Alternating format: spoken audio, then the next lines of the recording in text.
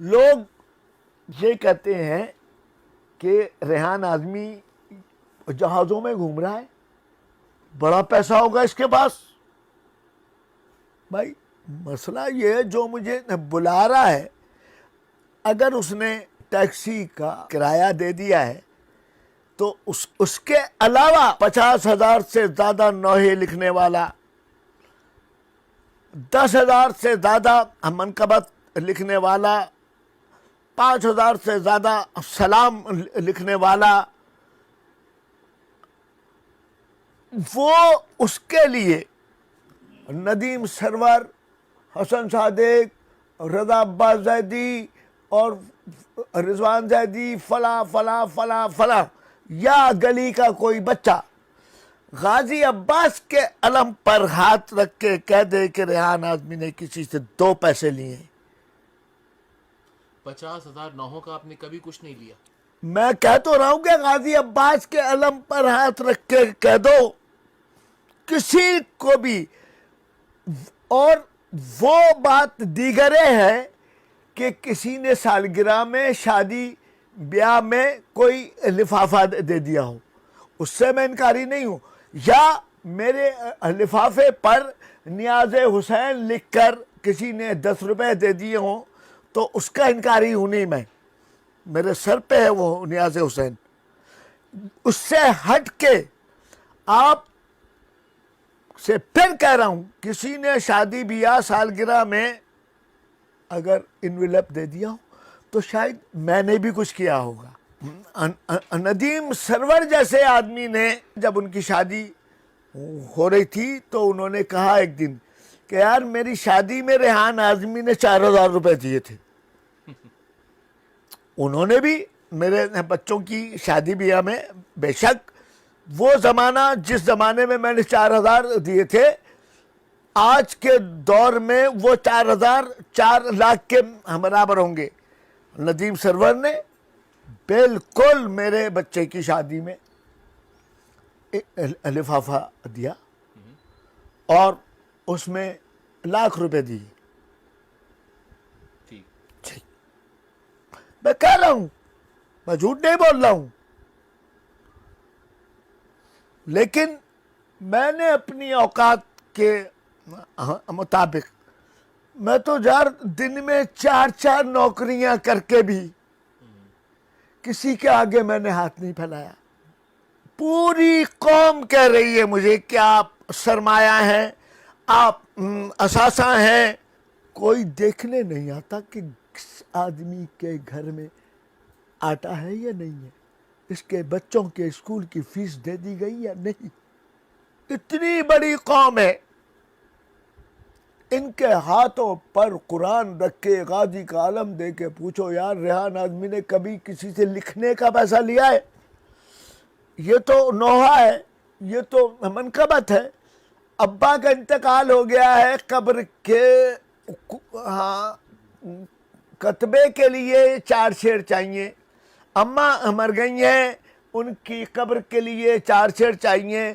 ان کا سویم ہو رہا ہے، اشتہار کے لیے 4 شعر چاہیے.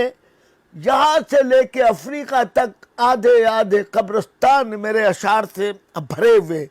منکر نکیر جیسا شخص یہ حیران ہو کے پوچھتا ہے یہ کون آدمی ہے جو سب کی قبر میں گھسا ہوا ہے.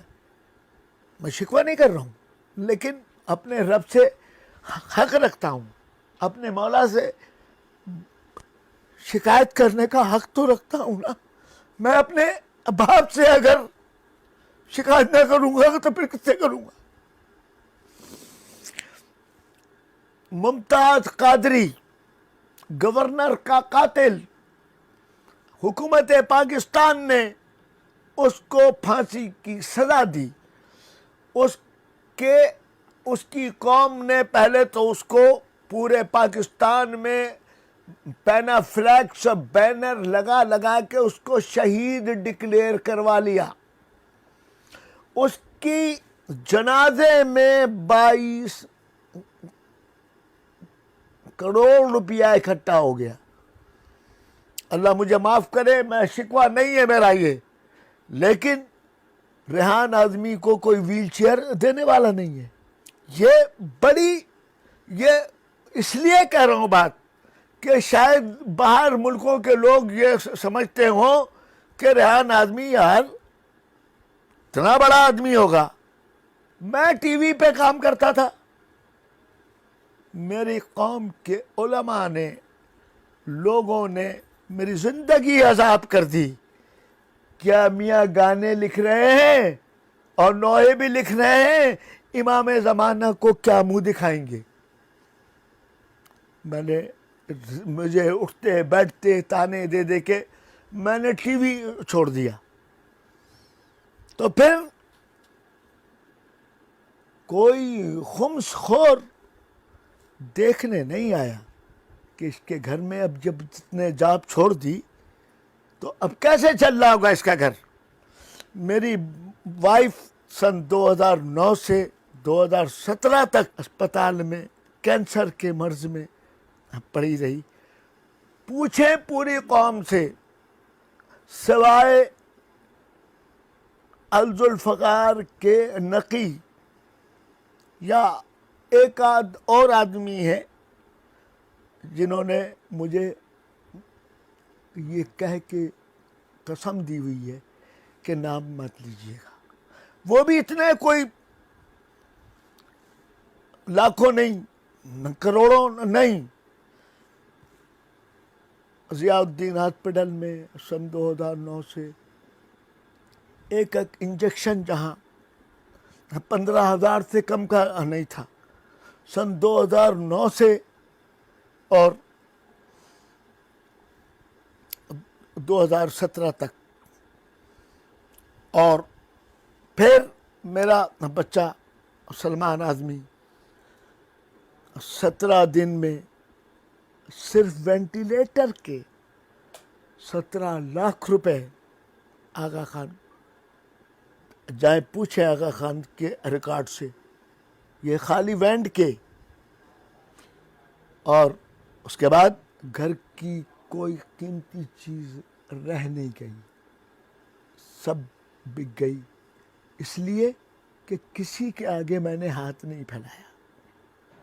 اتنے بڑے بڑے لوگ بیٹھے ہوئے, اتنے بڑے بڑے, میں نے لکھتا رہا سارے لوگوں کے لیے.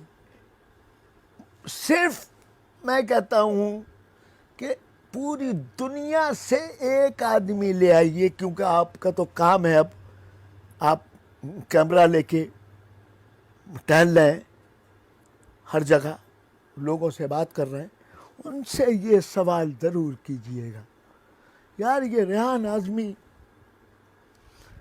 آج میں نام لینے سے گریز کروں گا, یوٹیوب سے لوگوں کو 5-5 کروڑ روپے, 2.5 کروڑ روپے مل رہے ہیں.